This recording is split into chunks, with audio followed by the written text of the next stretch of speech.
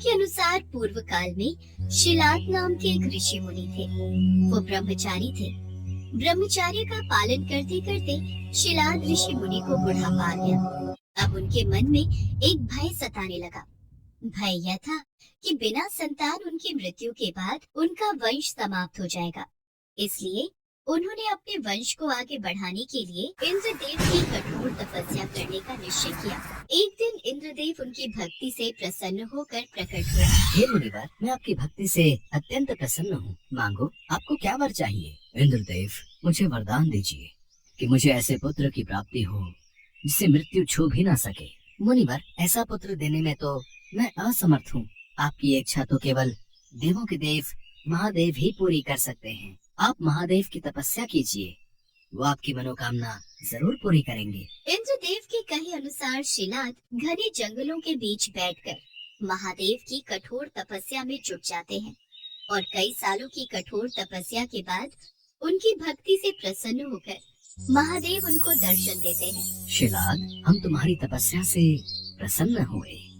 कहो, तुम क्या वर मांगना चाहते हो? हे प्रभु, मुझे आपके समान ही पुत्र चाहिए जो कि अयोनिजा हो और जिसको मृत्यु छू भी ना पाए। ये सुनकर महादेव मुनि शिलाद से बोले, हे मुनिवर, यूँ तो मैं सारे जगत का पिता हूँ, फिर भी तुम मेरे पिता बनोगे। मैं तुम्हारा अयोनिज पुत्र होऊंगा तथा मेरा नाम नंदी होगा। इसके बाद महादेव अंतर्ध्यान हो गए। फिर ऋषि मुनि भी खुशी खुशी अपनी कुटिया में चले गए। कुछ समय बाद शिलाद भगवान शिव के नाम से यज्ञ कर रहे थे। उसी यज्ञ कुंड से एक बालक उत्पन्न हुआ। उस बालक का मुख बेहद ही मनमोहक और लुभावना था। वाह, कितना मनमोहक और सुंदर अंश है मेरे शिव का। अब तो ऋषि शिलाद की प्रसन्नता का कोई ठिकाना ही नहीं था। वो उसे अपने साथ घर ले आए और उसका लालन पालन करने लगे। देखते ही देखते नंदी बड़ा हो गया।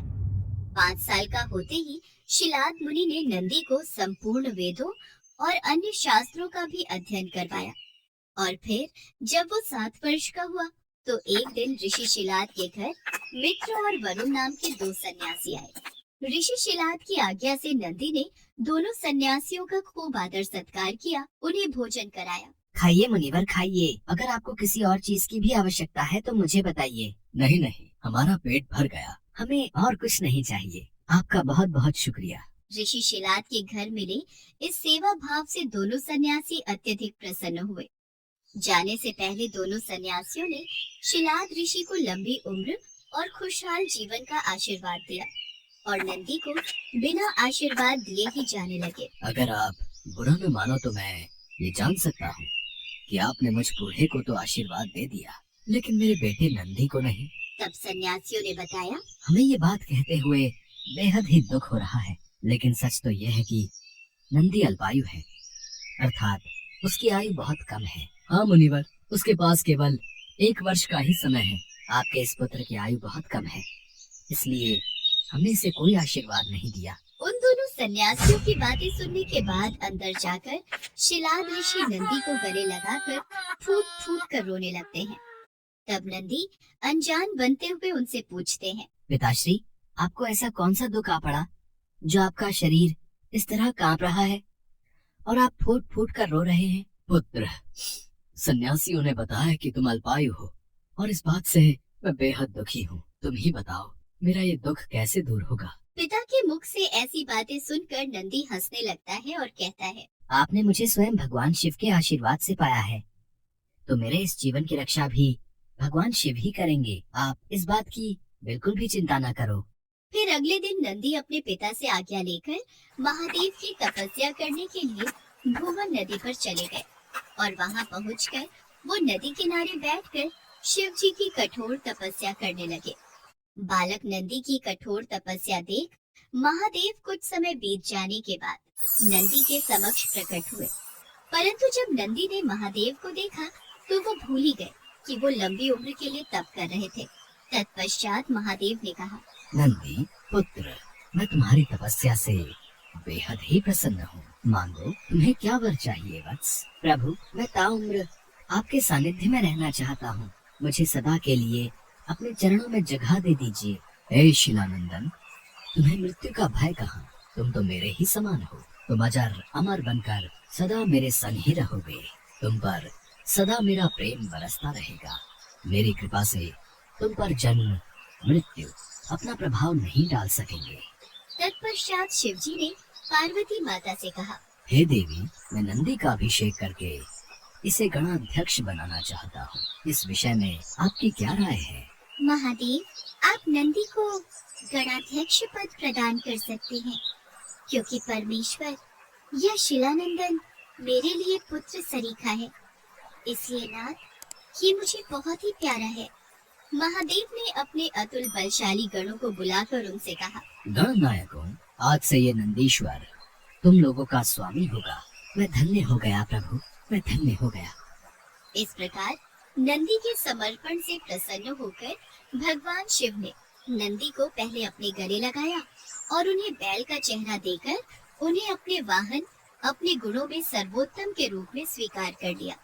और तभी से शिव जी की मूर्ति के साथ नंदी की प्रतिमा भी स्थापित की जाती है। ऐसा माना जाता है कि शिव जी तो हमेशा ध्यान में लीन होते हैं, वो हमेशा समाधि में रहते हैं। इसलिए नंदी के कानों में बोलकर उनके भक्तों की आवाज उन तक नंदी ही पहुंचाते हैं। एक समय की बात है, भानुपुर नामक गांव में शंभू नाम का एक किसान रहता था। शंभू भगवान शिव का बहुत बड़ा भक्त था। रोजाना सुबह उठकर भगवान शिव के मंदिर में जाना और शिव जी की मूर्ति के साथ शिवलिंग की पूजा करना उसका नियम था। शंभू के पास मोती नाम का एक पालतू बैल था, जिससे शंभू अपने खेत में हल जोतता था। मोती शंभू के लिए मानो तो परिवार का सदस्य ही था। माधवी, ये देखो, आज मैं अपने मोती के लिए कितनी हरी हरी घास और चारा लाया हूँ। पर ये मोती है कहाँ? खूंटी से तो बंधा नहीं हुआ है। कस्तूरी ले गई है उसे घुमाने। मोती की आदत को बिगाड़ दिया है तुम्हारी बिटिया ने। और मोती भी कम नहीं है, जब तक शाम के वक्त कस्तूरी उसे पूरे गांव में घुमाने ना ले जाए, उसे भी चैन नहीं आता। लो, आ गई तुम्हारी लाडली। बापू, मोती को बहुत जोरों की भूख लगी है, आप क्या लाए हो? ये देख, मैं अपने मोती के लिए हरी हरी घास, पेड़ पौधों की टहनियाँ और सूखा चारा लाया हूँ। ये ले मोती बेटा, आराम से खा। मोती चारा खाकर कितना खुश हो रहा है माँ बापू। मेरा बच्चा, मेरा मोती, ये तो हम सबकी जान है। मोती बैल शंभू और उसके परिवार का लाडला था। मोती खेतों को जोतने में शंभू की बहुत सहायता करता था। लगभग सारा काम खेतों का शंभू मोती की सहायता से निपटा लेता था। कुछ गांव के लोग शंभू की सफलता से चलते थे, जिनमें से एक था हरिया, जो शंभू से बहुत ईर्ष्या करता था। ऐसे ही एक दिन, अरे शंभू, तू सुबह शाम शिव मंदिर में पूजा ही करता रहता है? कुछ देर अपने दोस्तों के साथ भी समय बिता लिया कर। शाम का वक्त है, आ जाता हूँ घड़ी, हमारे साथ भी कुछ खा पी ले। नहीं हरिया भाई, मैं ये सब नहीं लेता हूँ। मैं तो बस भगवान शिव का भक्त हूँ और उन्हीं की पूजा में अपना समय बिताता हूँ। मुझे उसी में खुशी मिलती है। हरिया भाई, मैं देख रहा हूँ शंभू तुम्हारा अपमान कुछ ज्यादा ही करने लगा है। हाँ, तुम उसे 2 घड़ी अपने पास बैठने के लिए कहते हो और वो तुम्हें साफ लफ्जों में मना करके हमेशा चला जाता है। तुम क्यों उसे बार बार कहकर अपनी इज्जत गिरवाते हो भाई? हैं? हरिया गुस्से में घर आ जाता है। कुछ दिनों बाद शंभू की बेटी के रिश्ते की बात चलती है और लड़के वाले कस्तूरी को देखने आते हैं। देखो शंभू भाई, मैंने तुम्हारा गांव में बहुत नाम सुना है। तुम्हारा परिवार भी बहुत अच्छा है और हमें कस्तूरी बिटिया जैसी बहू ही अपने बेटे के लिए चाहिए। एक काम करते हैं, शादी के लिए 3 महीने बाद का कोई अच्छा मुहूर्त देखकर तारीख रख लेते हैं। क्यों, ठीक रहेगा ना? अब लक्ष्मी चंद जी, जैसा आप ठीक समझे। लड़के वाले कस्तूरी से रिश्ते की बात पक्की करके चले जाते हैं। आपने लड़के वालों से कह तो दिया, पर 3 महीने में हम इतने पैसे शादी के लिए कैसे जोड़ पाएंगे? तुम चिंता मत करो माधवी, मैं और मोती मिलकर कुछ ही दिनों में नई फसल पर काम कर लेंगे। फिर उस फसल को बेचकर अच्छे पैसे मिल जाएंगे। फिर हम आराम से कस्तूरी की शादी कर सकते हैं। अब तुम मोती का भी ज्यादा ख्याल रखा करो, वो भी हमारे साथ बहुत मेहनत करता है। तुम चिंता मत करो, मैं मोती का ध्यान रखूंगी। कस्तूरी की शादी की बात पक्की होने की खबर हरिया को लग जाती है। वो इस बात को बर्दाश्त नहीं कर पाता है। मेरा अपमान करके शंभू इतना खुश कैसे रह सकता है? इसकी सारी खुशी उसी बैल में है। उसी बैल के भरोसे ये हवा में उड़ रहा है। ये सोचता है कि बैल की मदद से ये अच्छी फसल उगा लेगा और अपनी लड़की की शादी कर देगा। मेरे होते हुए ऐसा कभी नहीं हो सकता। कई बार इस शंभू ने गाँव वालों के सामने मेरा अपमान किया है। आज रात मौका देखकर इसके बैल का काम तमाम कर दूंगा। हाँ। आधी रात के वक्त जब सब सो रहे थे, तब हरिया उठा और उसने शंभू के घर जाकर मोती के चारे में जहर मिला दिया। सुबह जब शंभू की आंख खुली तो उसने देखा ये क्या हो गया माधवी? कस्तूरी बिटिया जल्दी आओ, देखो हमारा मोती बेसुध पड़ा हुआ है, इसके मुंह से झाग निकल रही है, कहीं इसने कुछ गलत तो नहीं खा पी लिया। हे शिव शंकर, मेरे मोती को ये क्या हो गया? हे भोलेनाथ, हमारा मोती नहीं मर सकता, इसे कुछ नहीं हो सकता। बाबा बाबा मोती को क्या हो गया? मोती कुछ बोल क्यों नहीं रहा? हे भोलेनाथ, ये क्या अनर्थ हो गया? हमारा मोती इस दुनिया से कैसे जा सकता है? हमारा मोती, हमारा बच्चा। मोती के मर जाने से शंभू, माधवी और कस्तूरी तीनों का बहुत बुरा हाल था। एक दिन शंभू भगवान शंकर के मंदिर में सिर पटक पटक कर खूब रोया। हे ईश्वर, मेरे मोती को क्या हो गया? मुझे मेरा मोती वापस दे दो प्रभु। मैंने आपकी हमेशा सच्चे मन से पूजा की है, मेरे मोती को आप ऐसे नहीं छीन सकते। यदि मैंने सच्चे मन से आपकी पूजा की है तो प्रभु मेरे दुख दूर करो, मेरे मोती को वापस भेज दो प्रभु। शंभू भगवान शंकर की मूर्ति के आगे बिलक बिलक कर रो रहा था। तभी उसे मंदिर के द्वार पर एक बैल आता दिखाई दिया, जो देखने में बिल्कुल मोती के जैसा ही था। मोती? हे ईश्वर, ये बैल तो बिल्कुल मेरे मोती जैसा है, आसपास तो इसका कोई मालिक दिखाई नहीं दे रहा, ये कहाँ से आया है? हे प्रभु, ये आपकी कैसी लीला है? आपने मेरे लिए मेरे मोती जैसा हूबहू एक बैल भेज दिया। शंभू भगवान शंकर का आशीर्वाद मानकर खुशी खुशी उस बैल को घर ले आता है और आकर सारी बात माधवी और कस्तूरी को बताता है। बाबा, ये बैल तो बिल्कुल हमारे मोती जैसा है। मुझे तो ऐसा लगता है भगवान शंकर ने हमारे मोती को वापस भेज दिया है। देखो बाबा, ये मुझे पहचानता है, मेरे हाथों से चारा भी खा रहा है। हे शिव शंकर, आपने इस बैल को भेजकर हमारे सारे दुख दूर कर दिए, वरना मोती के बिना तो हम बिल्कुल अकेले हो गए।